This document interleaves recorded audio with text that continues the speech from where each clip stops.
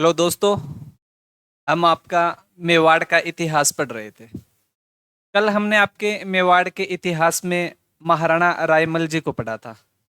और रायमल जी को पढ़ के हमने रायमल जी के जो पुत्र थे आपके पृथ्वीराज सिसोदिया, आपके जयमल और सांगा को पढ़ा था। आज हमें आपके मेवाड़ के इतिहास में पढ़ना है महाराणा सांगा। आप देख रहे हो महाराणा सांगा, इसको पढ़ना है आज आपके महाराणा सांगा को। तो चलो मैं आपके स्टार्ट करता हूं महाराणा सांगा। अब आपकी बात करते हैं महाराणा सांगा की।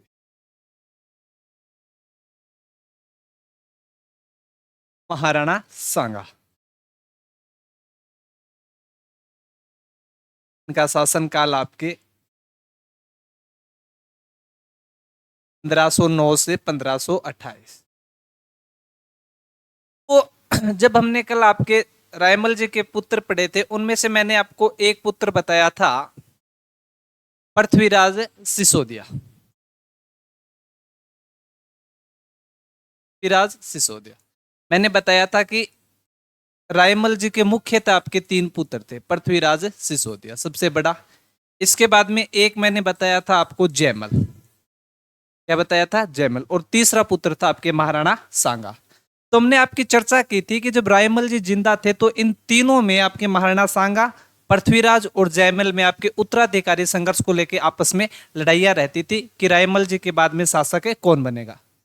तो फिर मैंने आपको बताया था कि आपके रायमल जी के एक भाई हुआ करते थे सारंगधर। कौन? आपके सारंगधर।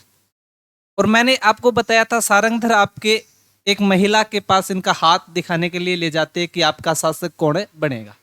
तो उसमें उस महिला कहती है कि आगे का जो शासक है वो कौन बनेगा? आपके महाराणा सांगा। जब ये बात हो गई तो उसके बाद में मैंने आपको बताया था जो पृथ्वीराज सिसोदिया था, इसे हम क्या कहते थे? आपका उड़ना राजकुमार। उड़ना राजकुमार। इसके अलावा मैंने बताया था इसकी पत्नी हुआ करती थी तारा। और अपनी पत्नी तारा के नाम पे जो आपके अजमेर का दुर्ग है, जिसे आप अजमेरू दुर्ग कहते हो, उस दुर्ग का नाम क्या रख दिया था? आपका तारागढ़ दुर्ग। क्या नाम रखा था? आपके तारागढ़ दुर्ग। अपनी पत्नी तारा के नाम पे क्या नाम रख दिया था? तारागढ़ दुर्ग। इसके अलावा मैंने बताया था आपके पृथ्वीराज की एक बहन हुआ करती थी आनंदाबाई। कौन? आपकी आनंदाबाई। और आनंदाबाई का विवाह हुआ था आपके सिरोही के जगमाल देवड़ा के साथ। इसके साथ? आपके जगमाल देवड़ा के साथ। और हमने आपकी चर्चा की थी कि जगमाल जो देवड़ा था वो परेशान किया करता था किसको? आपके आनंदाबाई को। इसलिए आनंदाबाई संदेश भेजती है किसके पास? आपके पृथ्वीराज के पास। तो पृथ्वीराज समझाने के लिए आया था किसको? आपके जगमाल को। और समझाने के बाद कह दिया था कि आज के बाद परेशान नहीं करूंगा। और अगले दिन जब आपका पृथ्वीराज वापिस जाता है तो पृथ्वीराज को जगमाल देता है कि आपका लड्डू, कि रास्ते में भूख लगे तो ये खा लेना। और इन लड्डुओं में क्या मिलाया हुआ था? आपका जहर। इन्हीं लड्डू को खाने से मृत्यु हो गई थी किसके? आपके पृथ्वीराज सिसोदिया की। तो जिसे हम उड़ना राजकुमार कहते हैं, जिन्होंने तारागढ़ दुर्ग अपनी पत्नी तारा के नाम पे रखा था, इनकी मृत्यु कैसे हुई थी? इनके जो आपके जगमाल देवड़ा थे, इन्होंने आपके लड्डू दिए थे जहरयुक्त, उनको खाने से। और एक बात याद रखना कि पृथ्वीराज सिसोदिया की जो छतरी है वो कहां पर बनी हुई है? आपकी कुंभलगढ़ दुर्ग में। कुंभलगढ़ दुर्ग में।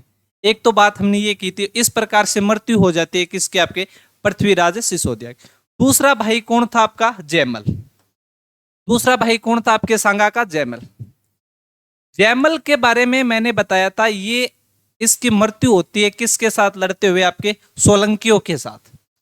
अब वो मृत्यु हुई कैसे थी वो चर्चा करते हैं। टोंक में एक जगह पड़ती है आपकी टोडा। टोंक में एक जगह है, कौन सी? आपकी टोडा। और टोडा में थे भाई आपके राव सुल्तान। राव सुल्तान। और राव सुल्तान पे हमला करता है आपका कौन है? लल्ला खां पठान। राव सुल्तान पे हमला कर दिया था किसने? आपके लल्ला खां पठान ने। और राव सुल्तान पर जब हमला करता है लल्ला खान पठान, तो वहां से सुल्तान हार जाते और हार कर किसकी शरण में आ गए थे? आपके रायमल की शरण में, महाराणा रायमल के शरण। फिर हमने देखा था कि राव सुल्तान की एक पुत्री थी तारा। और इस तारा से कई युवराज कई शादी करना चाहते थे, पर राव सुल्तान ने यह शर्त रखती थी कि जो भी व्यक्ति मुझे टोडा को पुनः जीत के देगा उसी के साथ मैं किसका विवाह करूंगा? आपके तारा का। और रायमल जी के जो जयमल थे, इन जयमल ने कह दिया था कि टोडा को मैं जीत दूंगा, इसलिए जयमल और तारा की क्या की गई थी, आपकी सगाई। क्या की गई थी, आपकी सगाई। कहते हैं कि एक बार का समय था और शाम का समय था और आपके जयमल बैठे हुए थे दोस्तों में, तो दोस्त पूछते हैं कि जयमल, भाभी जी से बात होती है? जयमल ने कहा नहीं नहीं भाभी जी से बात नहीं। क्या व्हाट्सएप पे भी बात नहीं होती? नहीं नहीं साहब अभी बात नहीं। तो आपकी पत्नी होने वाली वो पत्नी है, आपको मिलना चाहिए।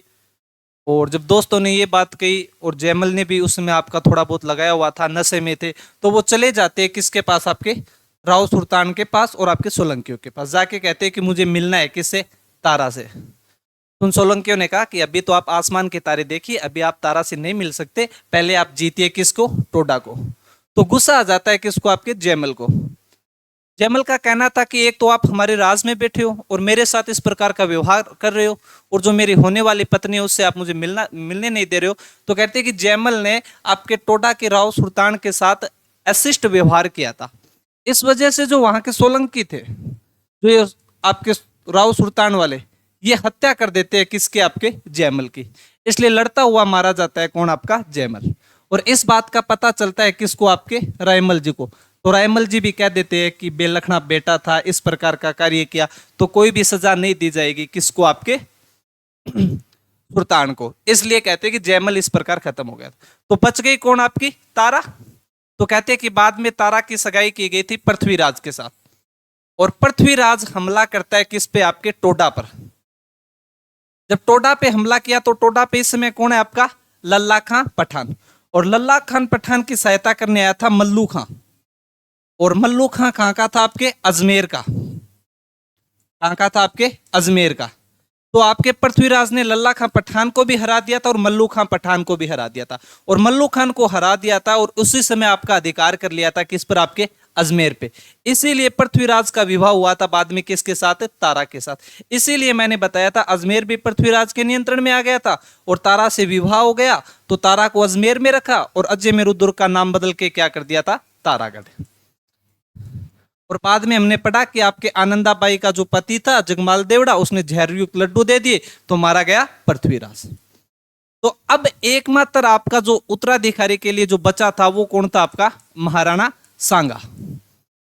इसलिए इसके बाद में शासक बनेगा आपका मेवाड़ का कौन? महाराणा सांगा। अब हम सांगा की बात करते हैं 1509 से 1528।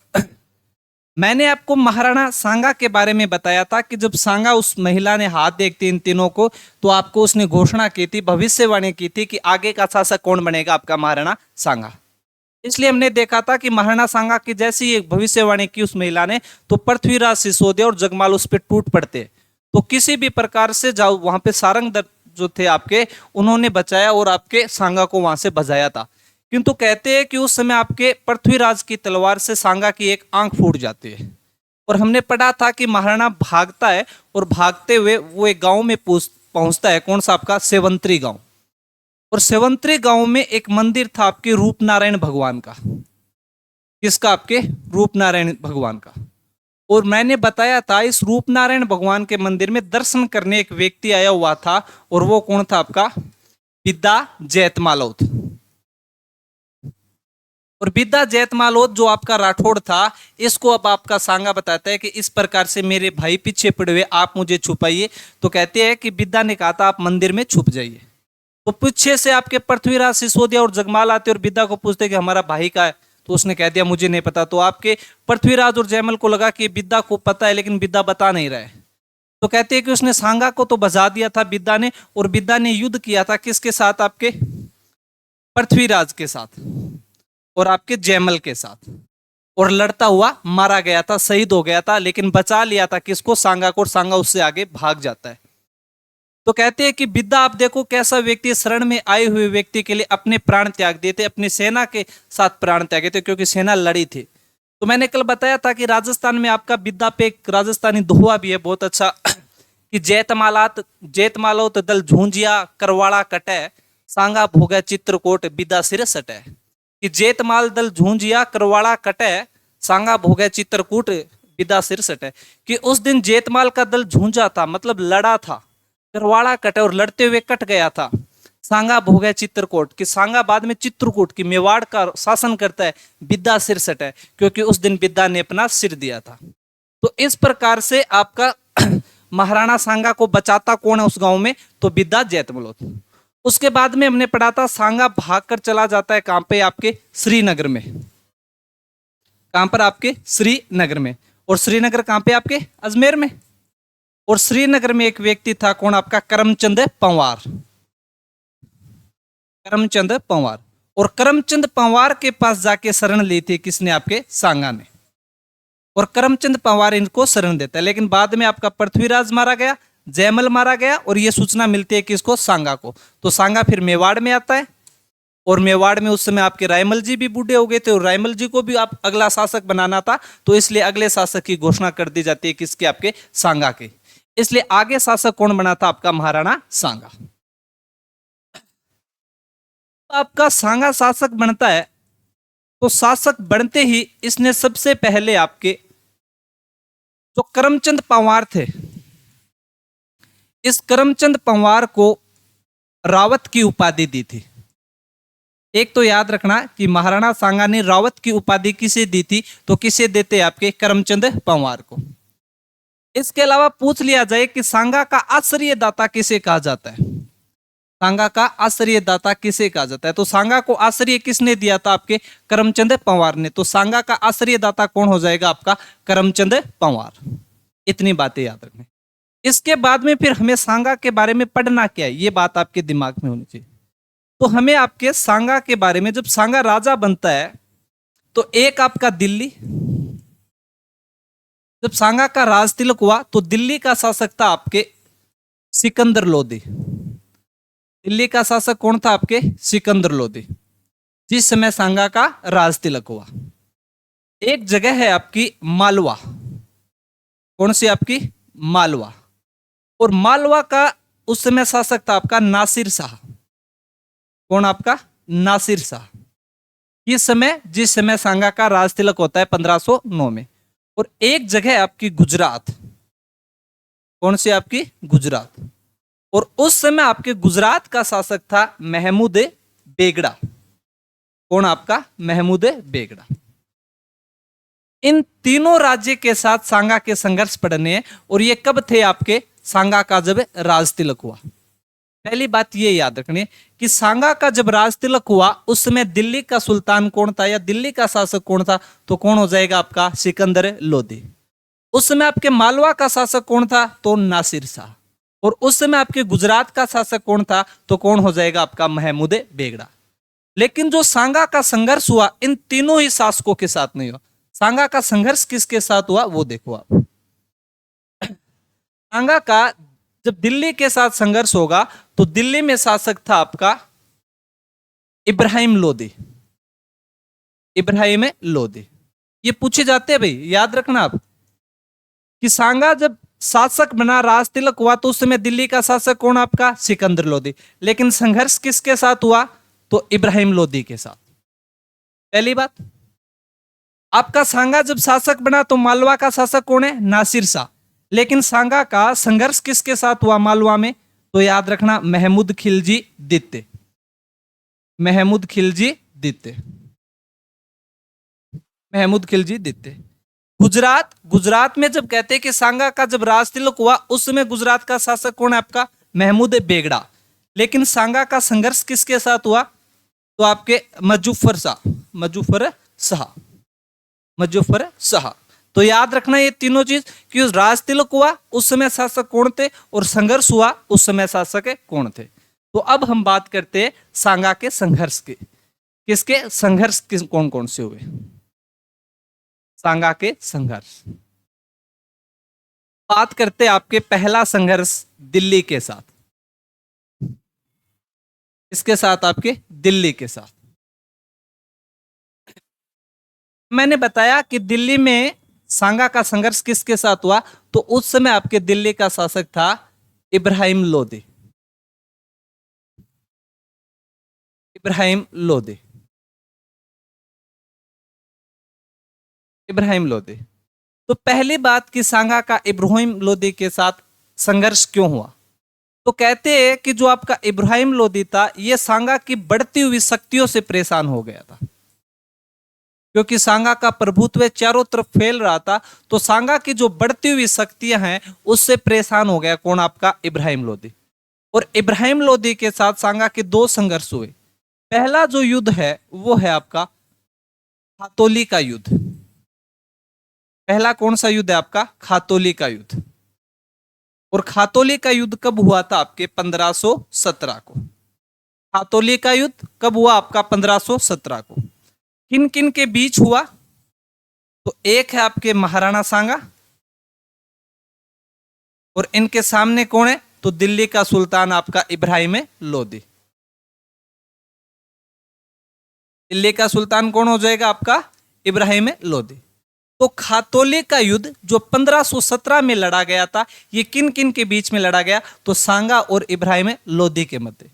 फिर खातोली का युद्ध हुआ। ये खातोली का मैदान है कहां पे? तो याद रखना, खातोली का मैदान है आपके कोटा में। कहां पर? आपके कोटा में। कुछ किताबें आपकी बूंदी बताती है, पर याद रखना है कि खातोली का मैदान कहां पर है? कोटा में। इस युद्ध में इब्राहिम लोदी स्वयं भाग लेने आया था। याद रखना, इस युद्ध में इब्राहिम लोदी स्वयं आया था। लेकिन इस युद्ध में विजय किसकी हुई? तो खातोली के युद्ध में विजय हुई थी किसके? आपके महाराणा सांगा के। तो याद रखना कि इब्राहिम लोदी के साथ पहला संघर्ष कौन सा हुआ? आपके खातोली का युद्ध। खातोली का युद्ध कब लड़ा गया? तो याद रखना 1517 को। खातोली कहां पर है? आपका कोटा में। खातोली का युद्ध किन किन के मध्य? तो सांगा और इब्राहिम लोदी। इब्राहिम लोदी स्वयं में इस युद्ध में स्वयं में लड़ने आता है। और इस युद्ध में विजय किसकी हुई थी? आपके महाराणा सांगा के। कहते हैं कि इस युद्ध में महाराणा सांगा का एक हाथ कट गया था। एक हाथ सांगा का कट गया था। चलो, खातोली का पहला युद्ध देखा। अब जब आपका इब्राहिम लोदी खातोली का युद्ध हार जाता है तो राणा सांगा से बदला लेने के लिए अगले साल फिर से आक्रमण करता है। और जब अगले साल फिर से आक्रमण किया तो जो युद्ध हुआ उस युद्ध का नाम है आपके बाड़ी का युद्ध। से बांडी का युद्ध भी कहते हैं, पर वास्तव में युद्ध का नाम है आपके बाड़ी का युद्ध। तो बाड़ी का युद्ध कब हुआ? आपका 1518 ईस्वी में। बाड़ी का युद्ध किन किन के मध्य हुआ? तो आपका एक तरफ तो है महाराणा सांगा, और दूसरी तरफ सामने कौन है? आपके इब्राहिम लोदी। लेकिन याद रखना, इस युद्ध में इब्राहिम लोदी स्वयं नहीं आया था। इस युद्ध में इब्राहिम लोदी स्वयं नहीं आया। तो फिर इब्राहिम लोदी की तरफ से कौन आया? तो इसके दो सेनापति आते हैं। इसके सेनापति आए थे। कौन कौन आपके? तो एक तो है मियां माखन। कौन आपके? मियां माखन। और एक है आपके मियां हुसैन। तो इब्राहिम लोदी ने अगले साल आपके सांगा से बदला लेने के लिए युद्ध किया। कौन सा? आपके बाड़ी का युद्ध। लेकिन इसमें अपनी सेना का नेतृत्व किसे देके भेजा? तो सेना का नेतृत्व देके भेजा था आपके मियां माखन और मियां हुसैन को। लेकिन इस युद्ध में भी विजय किसकी होती है? तो इस युद्ध में भी विजय हुई किसके? आपके सांगा के। इस युद्ध में भी विजय किसकी हुई? आपके महाराणा सांगा की। तो याद रखना कि दिल्ली के इब्राहिम लोदी के साथ महाराणा सांगा ने दो युद्ध किए। पहला आपका खातोली का, जिसमें आपका इब्राहिम लोदी स्वयं भाग लेने आता है पर हार जाता है। अगले ही साल आपका इब्राहिम लोदी बदला लेने के लिए फिर से आक्रमण करता है, और ये युद्ध कौन सा? आपके बाड़ी का युद्ध। और ये युद्ध कब हुआ? आपके 1518 में। इस बार इब्राहिम लोदी स्वयं नहीं आया, अपने सेनापतियों को सेना देके भेजी। कौन कौन? आपके मियां माखन और मियां हुसैन। लेकिन इस युद्ध में भी विजय कौन हुआ? आपके महाराणा सांगा। और बाड़ी कहां पे पड़ती है जगह? तो याद रखना धौलपुर में। कहां पर? आपके धौलपुर में। तो ये तो संघर्ष हो गया राणा सांगा का किसके साथ? आपके दिल्ली के साथ। अब आगे देखते हैं आपके मालवा, कि मालवा के साथ संघर्ष। मालवा के साथ संघर्ष।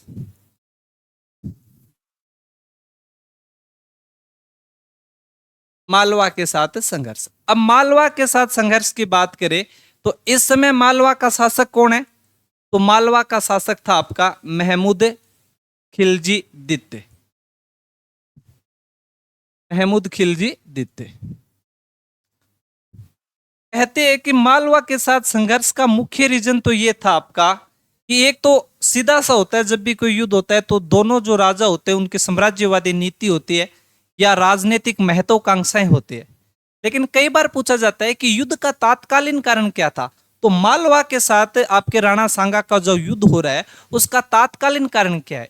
अगर हम इसके तात्कालीन कारण को देखते हैं तो कहते हैं कि मालवा में एक हिंदू सेनापति था आपका मेदिनी राय। कौन? आपका मेदिनी राय। कहते हैं कुंभा के टाइम से जब आपका महमूद खिलजी प्रथम था तो महमूद खिलजी प्रथम से महमूद खिलजी द्वितीय के मध्य मालवा का जो शासक बनाना है हटाना है वो सारा कार्य कर रहा था। कौन? आपका मेदिनी राय। और कहते हैं कि मेदिनी राय ने अपने लिए एक स्वतंत्र जागीर भी ले ली थी, वो थी आपकी चंदेरी। तो कहते हैं कि महमूद खिलजी जब शासक बनता है तो ये आक्रमण करता है किस पे? आपके चंदेरी पे। और मेदिनी राय भाग कर आ जाता है किसके पास? आपके महाराणा सांगा के पास। कहते हैं कि मेदिनी राय सांगा का मित्र हुआ करता था। जब आपके महमूद खिलजी ने मेदिनी राय पे आक्रमण किया तो मेदिनी राय आपकी सहायता लेने या शरण लेने किसके पास आ गया? सांगा ने। और कहते हैं कि सांगा ने मेदिनी राय को गागरोन की जागीर दे दी थी कि ले भाई आप मेदिनी राय तू यहाँ पे रह, गागरोन में रह, अपने यहाँ का शासन संभाल। और ये बात पता चली किसको? आपके महमूद खिलजी को। तो महमूद खिलजी आपका आक्रमण करता है किस पे? गागरोन पे। किस पे आक्रमण किया? आपके गागरोन पे। जब मैं आपका महमूद खिलजी ने गागरोन पे आक्रमण किया और सांगा को पता चला तो सांगा ने कहा नहीं भाई, दोस्त पे हमला करने से पहले तुझे अपने इस भाई से लड़ना पड़ेगा। कहने का मतलब आपके मेदिनी राय पे आक्रमण कर रहा है तो आप महमूद खिलजी, तो उससे पहले तुम्हें युद्ध करना पड़ेगा किससे? सांगा से, क्योंकि मेदिनी राय मित्र है किसका? सांगा का। और इस समय वो कौन सी जागीर में रह रहा है? गागरोन। तो याद रखना कि पूछ लिया जाए कि मालवा के साथ तात्कालीन कारण क्या था, तो तात्कालीन कारण था चंदेरी का मेदिनी राय। तो इसलिए महमूद खिलजी आक्रमण करता है कब? आपके गागरोन पे। तो याद रखना गागरोन का युद्ध।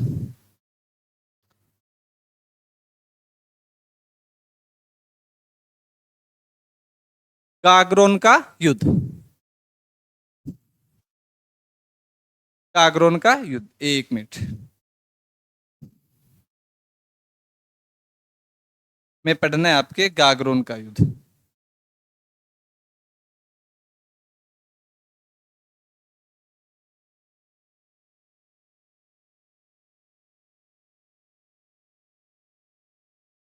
गागरोन जागीर देता है, बाद में हमने आपकी पढ़ी थी।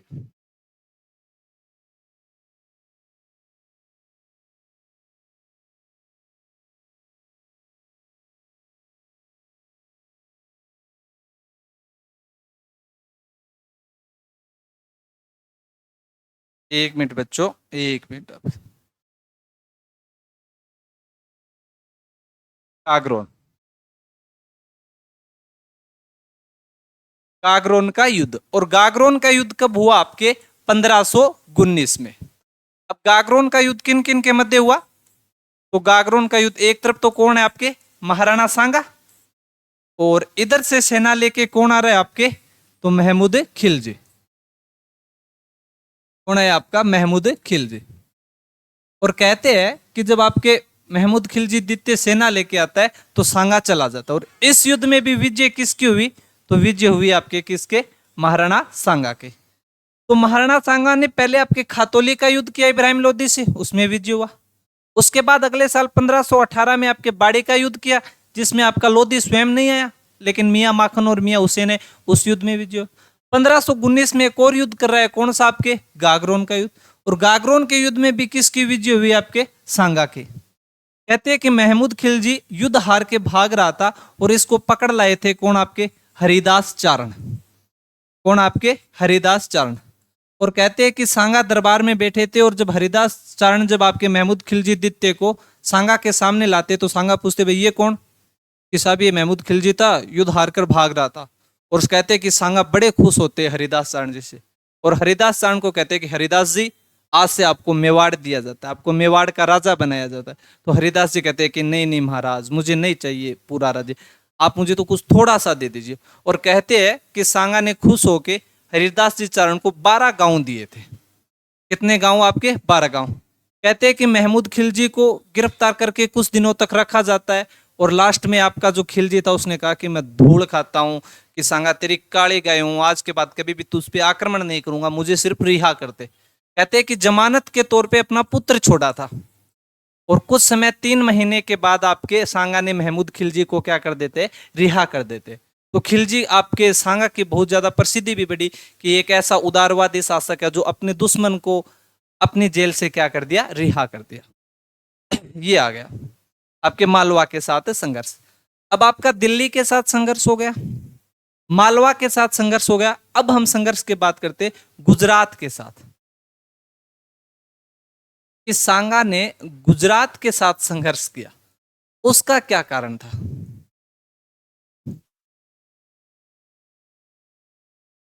गुजरात के साथ संघर्ष का रीजन क्या? तो पहली बात तो गुजरात का शासक कौन है? तो मुजफ्फर शाह। अब कहते हैं कि इन दोनों के मध्य संघर्ष क्यों हुआ, युद्ध क्यों हुआ, उसका तात्कालीन कारण क्या था कि आपके गुजरात के साथ संघर्ष हुआ? तो कहते हैं कि गुजरात में एक जागीर है आपकी, कौन सी? ईडर। और ईडर में उत्तराधिकारी संघर्ष चल रहा था। ईडर में उत्तराधिकारी संघर्ष, एक है आपके भारमल और एक है आपके रायमल। इन दोनों में उत्तराधिकारी क्या चल रहा है? आपका संघर्ष। और कहते हैं कि जो मुजफ्फर शाह को पता चला, क्योंकि गुजरात के साथ सांगा आपके मेवाड़ वालों की एक तो नागौर के कारण विवाद चल रहा है, और एक कहते हैं कि मुजफ्फर शाह ने जब आपका खिलजी सेकंड ने आपके मेवाड़ पे आक्रमण किया था तो थोड़ी बहुत सहायता दी थी। इसके अलावा मुजफ्फर शाह ने सपोर्ट कर दिया था राजा बनाने के लिए, किसको? आपके भारमल को। तो भारमल की सहायता से राजा बन गया ईडर का, कौन? आपका भारमल। तो जो आपका रायमल था, कहते कि रायमल सहायता लेने के लिए किसके पास आ गया? आपके सांगा के पास। और यहां तक कहते हैं कि सांगा की पुत्री का विवाह हुआ था किसके साथ? आपके रायमल के साथ। तो पुत्री और जुआइन दोनों सांगा के पास आते हैं और बताते हैं कि ऐसे ऐसे भारमल वहां का राजा बन गए, हमारे तो सारा सिस्टम ही खराब होता है। तो कहते हैं कि सांगा ने सपोर्ट कर दिया था किसको? आपके रायमल के लिए। और कहते हैं कि सांगा जाता है मुजफ्फर शाह और भारमल दोनों को हरा देता है और दोनों को हरा के ईडर राज्य का राजा बना देता है, किसको? आपके रायमल को। किसको? आपके रायमल को। तो याद रखना, पूछ लिया जाए कि आपके गुजरात के साथ संघर्ष का तात्कालीन कारण तो क्या था? तो ईडर का उत्तराधिकारी संघर्ष। ईडर के उत्तराधिकारी संघर्ष में भारमल का सपोर्ट किसने किया था? आपके मुजफ्फर शाह ने। और रायमल का समर्थन किसने किया था? महाराणा सांगा ने। और रायमल किसके समर्थन से बाद में जाके ईडर का शासक बना था? तो आपके सांगा के। बाद में कहते हैं कि कुछ समय बाद मृत्यु हो जाती है किसकी? आपके रायमल की। इसलिए भारमल था वो सांगा के पास जाता है और कहता है कि सांगा जी, रायमल की तो मृत्यु हो गई है, मैं भी आपका रिश्तेदार ही हूँ, कुछ मेरे लिए भी कीजिए। और कहते हैं कि बाद में सांगा के सपोर्ट से आपके ईडर का राज्य बन गया, आपका राजा बन गया था, कौन? आपका भारमल। तो ये सारा संघर्ष था किसके साथ? गुजरात के साथ। तो हमने आपके महाराणा सांगा को पढ़ना स्टार्ट किया था। देखिए हमने पढ़ा आपका महाराणा सांगा कि सांगा के आश्रयदाता कौन? आपके करमचंद पवार। इसको कौन सी उपाधि दी थी? रावत की। जब आपका महाराणा सांगा का राज तिलक हुआ उस समय दिल्ली का शासक कौन है? सिकंदर लोधी। मालवा का नासिर शाह। गुजरात का महमूद बेगड़ा। लेकिन आपके सांगा का जब संघर्ष हुआ तो उस समय दिल्ली का शासक कौन है? इब्राहिम लोधी।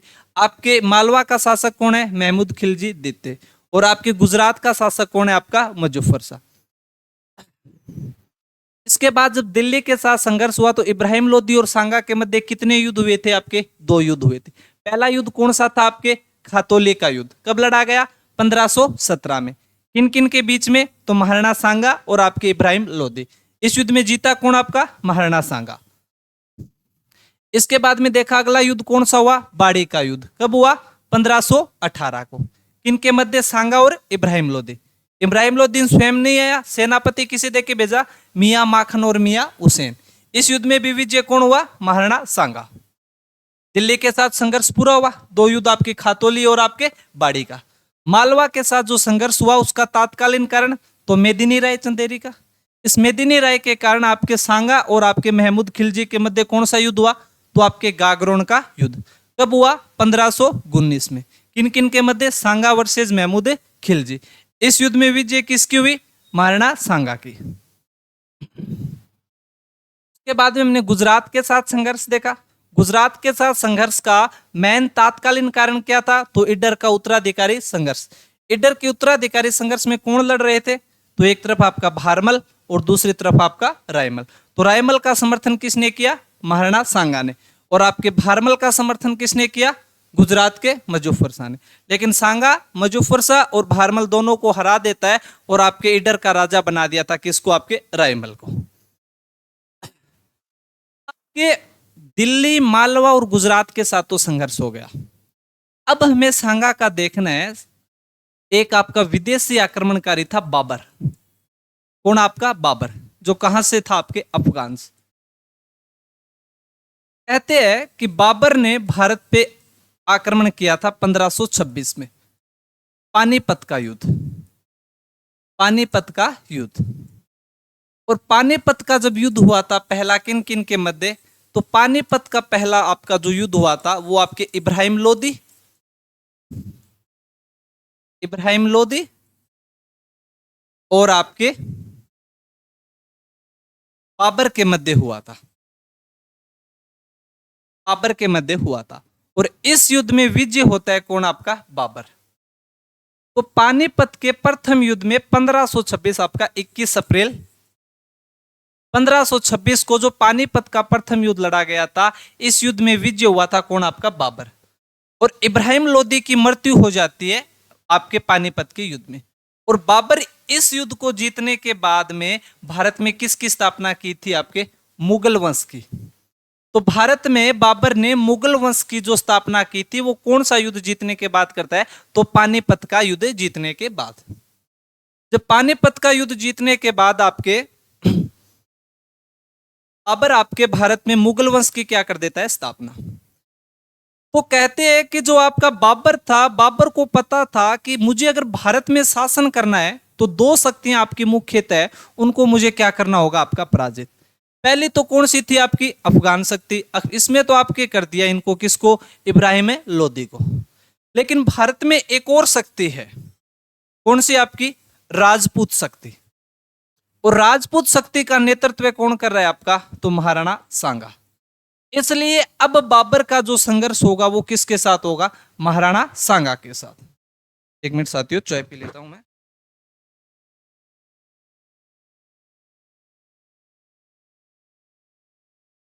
कहते हैं कि सांगा और बाबर का क्या होगा? आपका संघर्ष। बाबर वर्सेज आपका सांगा। बाबर वर्सेज सांगा। अब पहली बात तो कि बाबर और सांगा के मध्य युद्ध के कारण क्या थे? बात तो कि बाबर और सांगा के मध्य युद्ध के मुख्य कारण क्या है? अगर मैं कारणों की बात करूं तो पहला तो कारण हो जाएगा आपका राजनीतिक महत्वाकांक्षा। राजनीतिक महत्वाकांक्षा।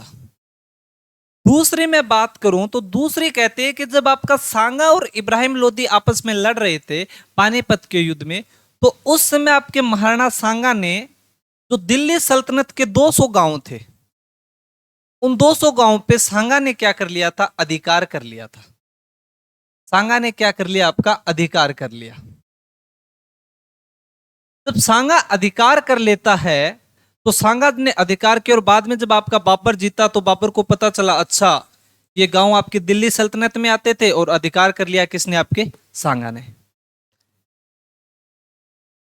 तो आपके बाबर और सांगा में पहला एक युद्ध हुआ था, बयाना का युद्ध।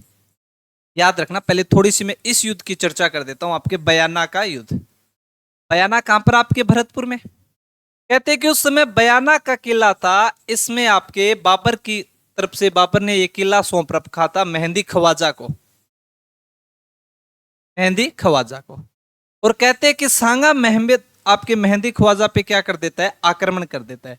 और कब आपका बयाना का युद्ध? तो 1526 16 फरवरी 1526 को आपके सांगा ने बयाना के किले पे आक्रमण कर दिया था। उस समय बयाना का किला किसके पास है? मेहंदी ख्वाजा के पास। तो मेहंदी ख्वाजा बाबर के पास संदेश भेजता है कि सांगा बड़ी सेना लेके आ रहा है, तो इसलिए आप हमारी सहायता कीजिए। तो कहते हैं सांगा अपनी सेना दे के भेजता है, और सुल्तान मिर्जा के नेतृत्व में, किसके नेतृत्व में? सुल्तान मिर्जा के नेतृत्व में। और सुल्तान मिर्जा मेहंदी ख्वाजा लड़ाई करते हैं किसके साथ? आपके सांगा के साथ।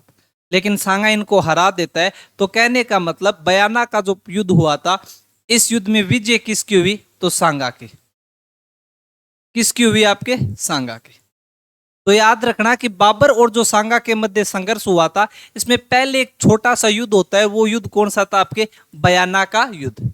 बयाना का युद्ध कब हुआ? तो 16 फरवरी 1526 को।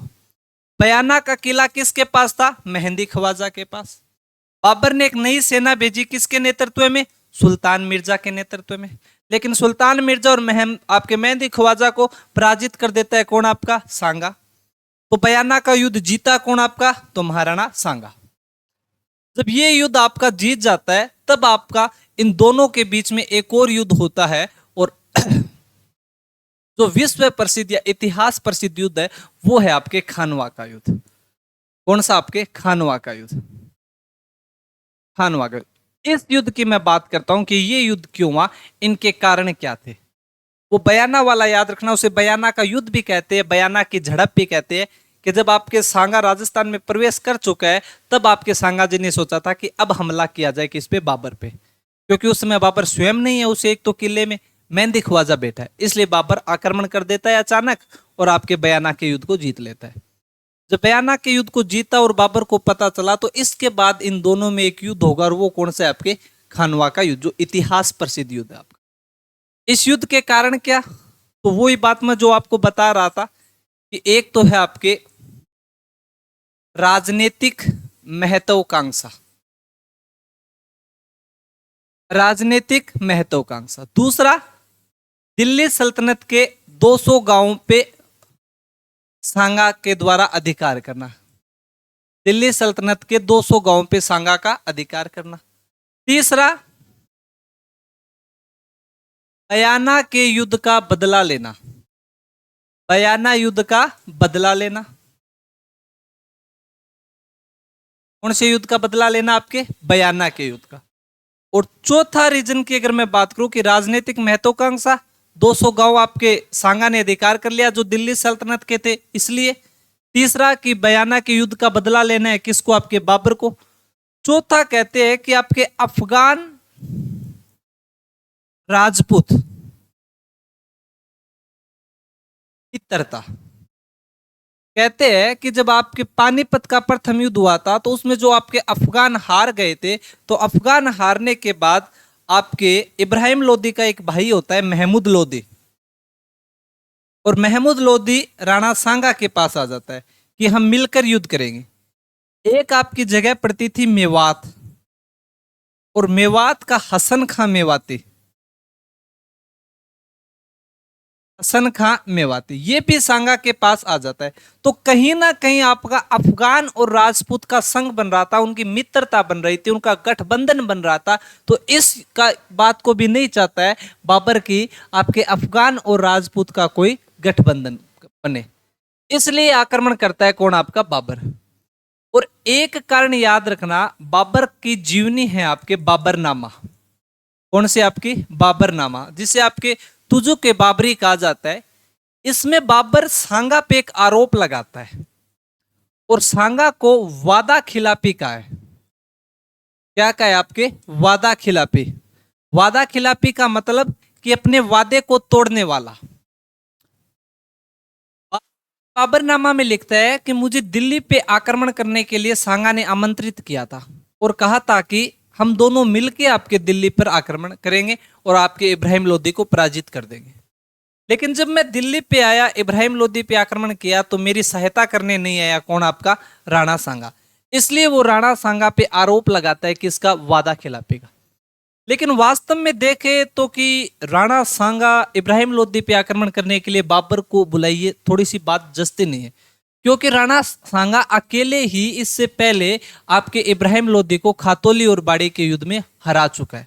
लेकिन थोड़ा सा ध्यान रखना कि खानवा के युद्ध का कारण क्या थे जो आपके बाबर और सांगा के बीच में हो रहा है। तो राजनीति महत्वाकांक्षा, 200 गांवों पे सांगा का अधिकार करना, बयाना के युद्ध का बदला लेना, अफगान राजपूत जो गठबंधन बन रहा है उससे खुश नहीं है बाबर, और बाबरनामा में बाबर ने सांगा को क्या कहा, आपका वादा खिलाफी। जब ये सभी रीजन एक साथ हुए तो एक आपका इतिहास प्रसिद्ध युद्ध होगा, और वो कौन सा होगा, आपके खानवा का युद्ध। तो अब हम आपके बात करते हैं कौन से युद्ध की, खानवा के युद्ध की, कि खानवा का युद्ध। पहली बात तो आपको याद रखनी है कि खानवा का युद्ध हुआ कब था। तो सीधी सी याद रखना आप, 17 मार्च 1527 को। कब हुआ खानवा का युद्ध, आपके 17 मार्च 1527 को। लेकिन अगर पर्टिकुलर मैंने आपकी बात की थी, एक पुस्तक आपकी वीर विनोद, और जो वीर विनोद के लेखक कौन है, आपके श्यामल दास जी, कवि राजा श्यामल दास। और श्यामल दास ने इसकी डेट बताई आपकी 16 मार्च 1527। तो अगर पर्टिकुलर पूछा जाए कि खानवा का युद्ध वीर विनोद के श्यामल दास के अनुसार कब हुआ, तब तो आपका 16 मार्च 1527, वरना सीधा सा याद रखना है कि खानवा का युद्ध कब हुआ, तो आपके 17 मार्च। खानवा का मैदान का है, तो याद रखना भरतपुर में, रूपावास तहसील में, और भरतपुर, रूपावास का पे भरतपुर में। ये युद्ध कौन सी नदी के किनारे लड़ा गया, तो गंभीरी नदी के किनारे। कौन सी नदी के किनारे, आपके गंभीरी नदी के किनारे। खानवा का युद्ध किन किन के मध्य हुआ, तो एक तरफ ये लो आपके सांगा, और दूसरी तरफ है आपके बाबर, दूसरी तरफ है आपके बाबर। और युद्ध कब हो रहा है, आपके 17 मार्च। अब कहते हैं कि खानवा के युद्ध से पहले बाबर ने क्या क्या तैयारियां की थी, किस युद्ध से पहले, खानवा के युद्ध से पहले। तो कहते हैं कि बाबर जब आपका बयाना का युद्ध हार जाता है, तो हारने के बाद उसने अपने पहले तो जो सैनिक घायल हुए थे उनका इलाज करवाया कुछ दिन, और फिर कुछ 20-15 दिनों के बाद, 25 दिनों के बाद डिसीजन लिया कि हम एक युद्ध करेंगे, खानवा का युद्ध, जो 17 मार्च को करेंगे। और किसके खिलाफ, आपके सांगा के खिलाफ। तो कहते हैं कि उस समय बाबर के सैनिक मना कर देते कि हम नहीं लड़ेंगे। तो सांग आपके बाबर के समस्या हुई कि अगर सैनिक युद्ध नहीं लड़ेंगे तो फिर युद्ध कैसे किया जाएगा। तो कहते हैं कि बाबर ने अपने सभी सैनिकों को इकट्ठा किया, और इकट्ठा करके जोशीले भाषण दिए। और भाषण में कहा उन्होंने कि आपको क्या लगता है, बाबर खुद के लिए युद्ध लड़ना चाहता है। सैनिकों ने कहा हाँ। आपको क्या लगता है कि बाबर आपका साम्राज्य विस्तार के लिए युद्ध करना चाहता है। किसी सैनिक ने कहा दिख ही रहा है। तो बाबर ने कहा नहीं, ना तो बाबर खुद के लिए युद्ध करना चाहता है, ना साम्राज्य विस्तार के लिए करना चाहता है। बाबर युद्ध करना चाहता है इस्लाम की इबादत के लिए, क्योंकि अल्लाह ताला ने फरमाया है कि इस नदी के छोर से उस नदी तक आपके इस्लाम का झंडा फहराना है, जिसमें आपके रेगिस्तान, नदियां, पहाड़, सब पे आपके इस्लाम का झंडा फहराना है। इसलिए आपका बाबर आपका युद्ध करने जा रहा है। मैं तो कल युद्ध करने जाऊंगा, इस्लाम के लिए जा रहा हूं, जिसको मेरे साथ आना है तो वो युद्ध आए, क्योंकि ये युद्ध क्या होगा, आपका जिहाद होगा। और मैं बन जाऊंगा गाजी। गाजी का मतलब हुआ करता था कि जो धर्म के युद्ध के लिए बिना पैसों के लिए जो लड़ाई ली जाती थी, जो योद्धा होता था वो क्या होता था, गाजी। अगर मैं जीत गया तो गाजी बन जाऊंगा, और मर गया तो शहीद।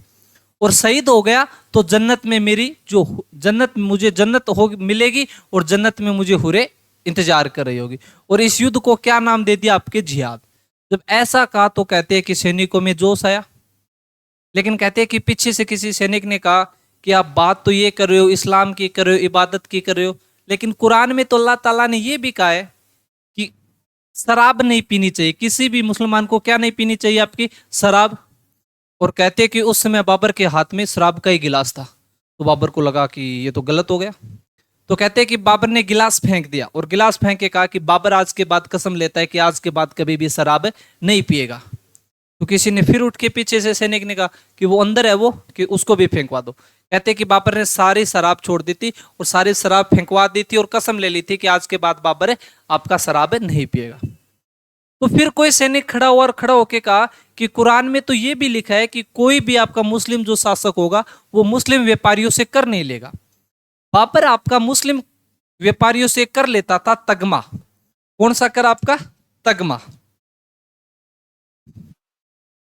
मुस्लिम व्यापारियों से बाबर आपका एक कर लेता था, तगमा कर, तमगा कर।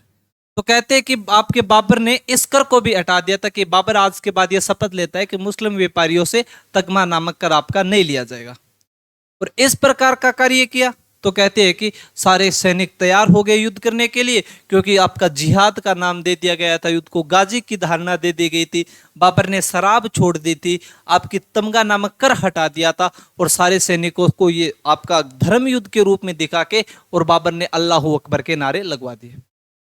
और शराब की बात है तो आप याद रखना, बाबर बड़ा दारूड़ी आदमी था। आप उसकी बाबरनामा पढ़ो तो उसके पेज पेज पे दारू का नाम लिखा हुआ है कि आज मैं सुबह उठा तो थोड़ा शरीर टूट रहा था इसलिए दारू पी ली, दोपहर को खाना खाने बैठा तो कोई मेहमान आ गया इसलिए दारू पी ली, शाम को जब थोड़ा मौसम अजीब हो रखा था, मौसम था तो मैंने दारू पी ली। कहने का मतलब बाबर एक नंबर का दारूड़ी आदमी था। और लेकिन बाबर ने इस युद्ध में आपके शराब नहीं पीने की क्या ले ली थी, आपके शपथ।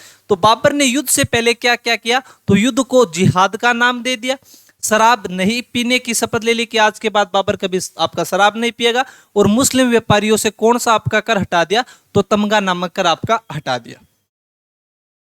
इसके बाद में आपके सांगा ने युद्ध से पहले क्या क्या किया, सांगा ने युद्ध से पहले क्या क्या किया, तो कहते हैं कि सांगा ने आपके पाती पर्वन की परंपरा का निर्वहन किया था। कौन सी आपकी पाती पर्वन?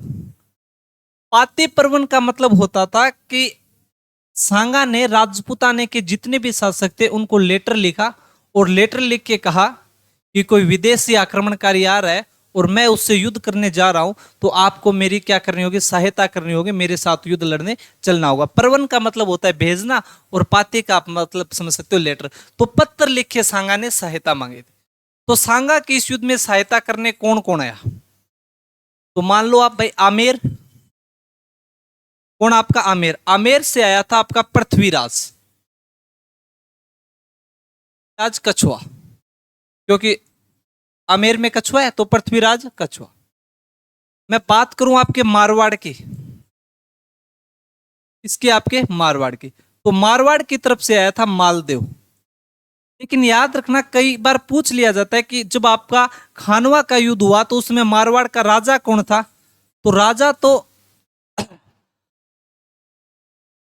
राजा तो आपके गांगा थे, लेकिन उन्होंने अपने पुत्र युवराज आपके मालदेव को भेज दिया था। इसके बाद मैं बीकानेर की बात करूं, बीकानेर की तरफ से कौन आया था, तो कहते हैं कि बीकानेर की तरफ से आए थे कल्याणमल।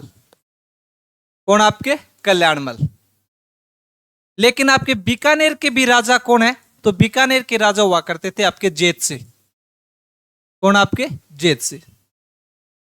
इसके अलावा इडर की बात करें, तो इडर से आए थे आपके भारमल, क्योंकि मैंने आपको बाद में बताया था कि रायमल की मृत्यु हो गई तो बाद में सांगा ने शासक बना दिया था भारमल को।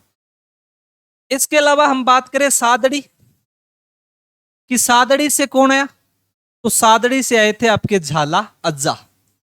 कौन आपके झाला अज्जा, सादड़ी से आपके झाला अज्जा। इसके अलावा जगनेर से कौन आया, जगनेर से आ रहे थे आपके अशोक परमार। कौन आ रहे थे आपके अशोक परमार। श्रीनगर से कौन आ रहे हैं आपके, तो श्रीनगर से आ रहे आपके करमचंद पंवार। करमचंद पंवार।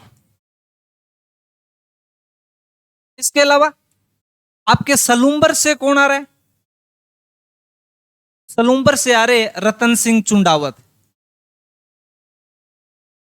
रतन सिंह चुंडावत, रतन सिंह चुंडावत आ गए। इसके बाद में आपके वागड़ से कौन आ रहा है, तो वागड़ से आए थे आपके उदय सिंह। कौन आ रहे हैं आपके उदय सिंह। मेड़ता, मेड़ता से कौन आ रहा है, तो मेड़ता से आए थे आपके विरमदेव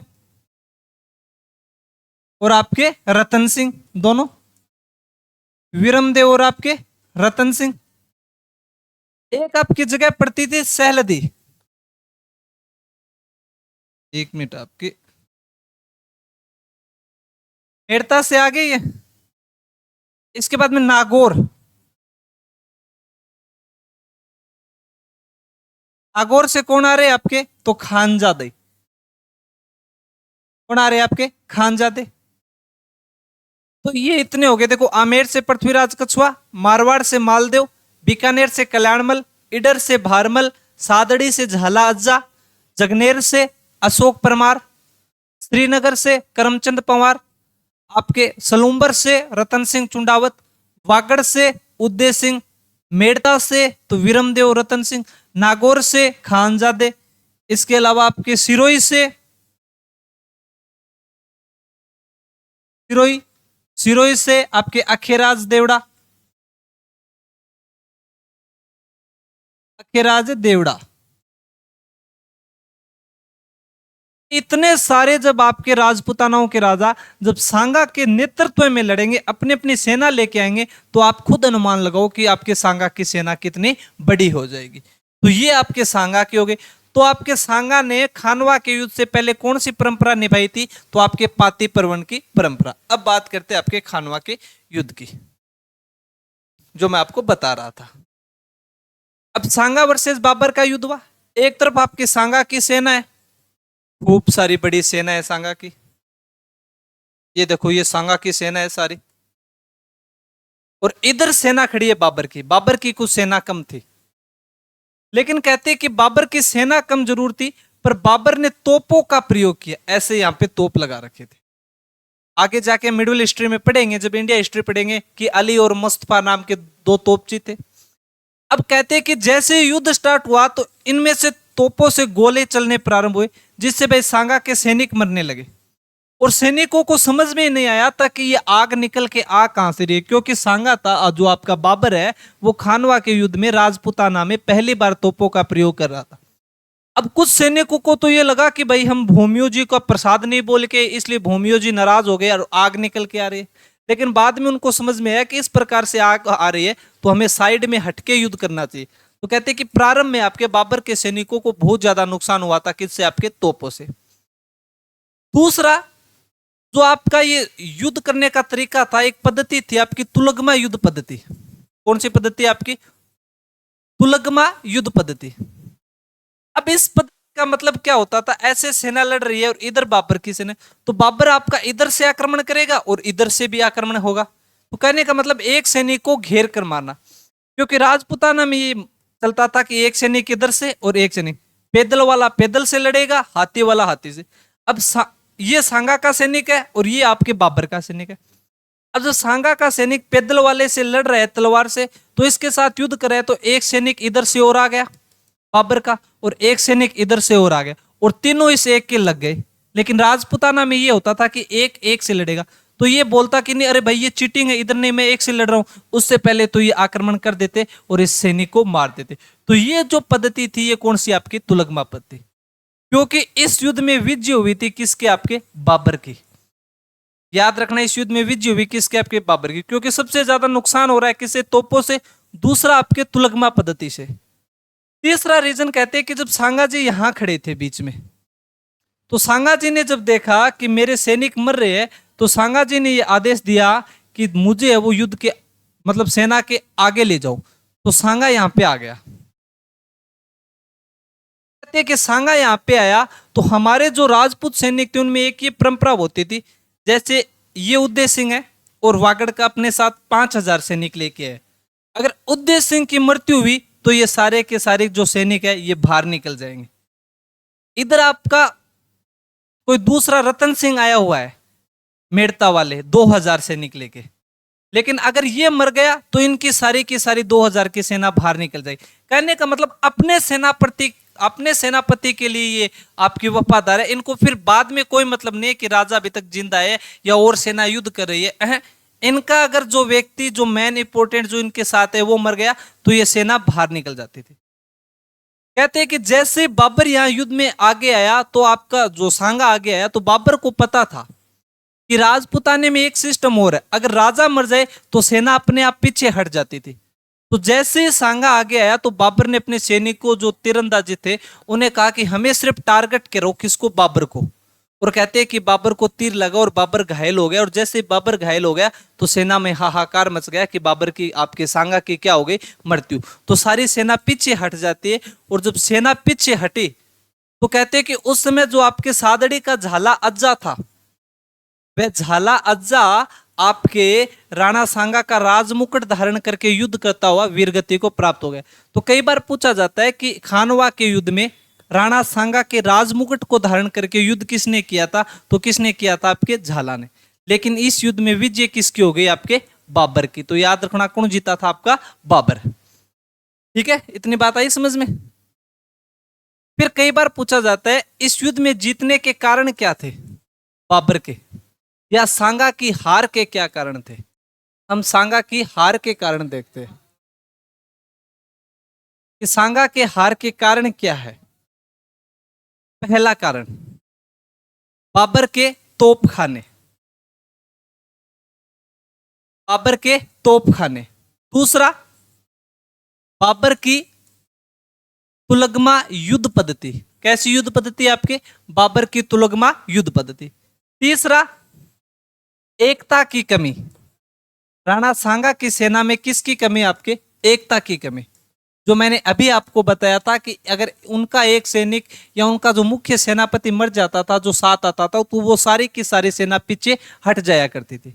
और एक कहते हैं कि आपके राणा सांगा के एक तो सहलदी तंवर, कौन आपका सहलदी तंवर, और एक आपके नागौर के खानजादे, इन्होंने राणा सांगा के साथ क्या किया था, आपका विश्वासघात किया था।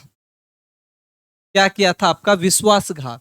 तो याद रखना कि खानवा के युद्ध के हारने के सांगा के मुख्य कारण क्या थे, तो आपके बाबर के तोपखाने, बाबर के तुलगमा युद्ध पद्धति, राणा सांगा की सेना में एकता की कमी, और सहलदी तंवर और आपके खानजादों का विश्वासघात करना। इसके अलावा पांचवा रीजन अगर हम देखें तो कहते हैं कि सांगा ने युद्ध में आपके हाथियों का प्रयोग किया था। किसके, आपके हाथियों का। और बाबर कहते हैं कि बाबर ने घोड़ों का यूज किया था। किसके, आपके घोड़ों का। कहते हैं कि घोड़ा जो होता है वो फुर्तीला जानवर होता है, एक जगह से दूसरी जगह आसानी से जल्दी से जाया जा सकता है, लेकिन हाथी से जल्दी से नहीं जाया जा सकता। तो कहीं ना कहीं एक रीजन ये भी था कि सांगा के द्वारा युद्ध में हाथियों का प्रयोग करना, जबकि बाबर के द्वारा किसका प्रयोग करना, घोड़ों का प्रयोग करना। अगर मैं छठे रीजन की बात करूं तो कहते हैं कि जो सांगा के हथियार थे भारी हुआ करते थे, वजन में भारी थे, और आपके तो बाबर के हथियार थे वो हल्के थे, लाइट थे। कहते हैं कि जब एक आपका हथियार भारी होगा तो आप उसको चलाओगे, और सामने वाले का जो हल्का हथियार होगा तो आप एक बार चलाओगे, उससे सामने वाला 3-4 बार चला के आपको खत्म कर देगा। कहने का मतलब भाई साहब यही है कि जब तक हम युद्ध जीत रहे होते तो हमारी कमियों को कोई नहीं देखता, लेकिन जैसे ही हार होती है तो सारी कमियां सामने आ जाती है। तो उसी प्रकार सांगा की कमियां सामने आ गई थी कि आपके बाबर ने तोपखाने का प्रयोग किया, तुलगमा युद्ध पद्धति का प्रयोग किया, एकता की कमी थी सांगा की सेना में, सैलदी तंवर और खानजादे के द्वारा आपका विश्वासघात करना, सांगा के द्वारा हाथियों का प्रयोग जबकि बाबर के द्वारा घोड़ों का प्रयोग किया गया, और सांगा के हथियार थे वो भारी वजन के थे जबकि आपके बाबर के हल्के वजन के थे। लेकिन कहने का मतलब कैसे भी हो आपके सांगा खानवा के युद्ध में हार जाता है। और जब खानवा के युद्ध में हारा गया और सांगा यहाँ पे घायल हो जाता है, तो सांगा जब घायल हुआ इस युद्ध में तो कहते हैं आपके मालदेव ने सांगा को बाहर निकाला था युद्ध से, और बाहर निकाल के इनको बसवा लेके गए थे। बसवा कहां पे, आपके दौसा में, और दौसा में इनका इलाज किया गया। 1 मिनट चालू रखना बच्चों। बसवा में इनका क्या किया गया था, आपका इलाज किया गया था। इसके बाद में जब कहते हैं कि बसवा में इलाज किया गया सांगा को होश आया, तो सांगा ने पूछा कि भाई मैं कहां पे हूं, कि आप बसवा में आपका इलाज चल रहा है। बाबर युद्ध जीत गया। युद्ध जीत गया तो अब बाबर, कहते हैं कि बाबर ने युद्ध जीतने के बाद 1528 में बाबर ने पता किया रे कि जब सांगा से युद्ध चल रहा था तो वो एक व्यक्ति कौन था जो ज्यादा उछल रहा था, कूद रहा था, तो पता चला कि वो आपके चंदेरी का मेदिनी राय है। चंदेरी का मेदिनी राय, चंदेरी का मेदिनी राय था। तो बाबर ने आपका अगला युद्ध 1528 में आपके मेदिनी राय के चंदेरी पे आक्रमण किया, और ये बात पता चली किसको, सांगा को। तो सांगा ने कहा कि हम इसके हेल्प करेंगे, किसकी, आपके मेदिनी राय के। अब और कहा कि चलो हम युद्ध करने चलते। तो सांगा के सैनिक थे, उन्होंने कहा कि पहले अपनी हालत तो देख लीजिए। कहते कि सांगा के एक आंख नहीं थी, एक हाथ नहीं था, एक पैर नहीं था, 80 उसके शरीर पे घाव लगे हुए, फिर भी वो कह रहा है कि मैं युद्ध करने जाऊंगा, मैं युद्ध करने जाऊंगा। इस प्रकार की स्थिति हुई, 1 मिनट चालू रखना बच्चों। इस प्रकार की स्थिति हुई तो कहते हैं उसके सैनिक कह रहे थे मत जाओ मत जाओ, लेकिन सांगा कह रहे नहीं चलना पड़ेगा। और कहते हैं कि युद्ध करने के लिए, चंदेरी में हेल्प करने के लिए सांगा चल पड़ा। और कहते हैं कि जब चला तो एक जगह पड़ती है एमपी में, इरीच, और इरीच में ये भोजन कर रहे थे सांगा। तो सैनिकों ने, सांगा के ही सैनिक ने इरीच नामक स्थान पे भोजन में क्या मिला दिया था, आपका जहर। जब भोजन में जहर मिला दिया तो जहर युक्त भोजन खाने से इरीच में आपके 1528 में 30 जनवरी 1528 में आपकी क्या हो जाती है, सांगा की मृत्यु। सांगा की क्या हो गई, आपकी मृत्यु। और इसका बचा हुआ जो सांगा का भाग है वो बच्चों हम आपका कल देखेंगे। धन्यवाद। अगर पसंद आए तो वीडियो लाइक और सब्सक्राइब जरूर करें। ओके।